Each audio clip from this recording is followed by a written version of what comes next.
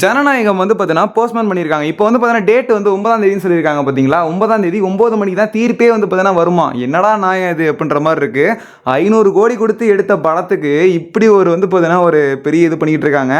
எல்லா படத்துக்குமே பிரச்சனை பண்ணுவாங்க. ஆனா இந்த படத்துக்கு பார்த்தீங்க அப்படின்னா அதிக பிரச்சனை கண்டிப்பா வரும்.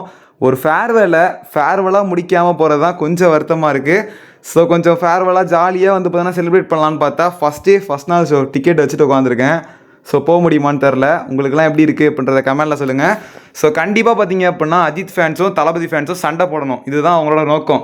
ஸோ படத்தை தள்ளி வச்சாங்க அப்படின்னா நான் சொல்கிறேன் பாருங்களேன், மங்காத்தா ரீரிலீஸ் பண்ணுவாங்க. அந்த டைமில் இப்போ தலை ரசிகன் தளபதி தொண்டன் அப்படின்னு சொல்கிற எல்லாருமே சண்டை போடணுன்றது உங்களோட நோக்கமாக இருக்குது. ஸோ எனக்கு தெரிஞ்சு இந்த மாதிரி சண்டை வரத்துக்கு வாய்ப்பு இல்லை.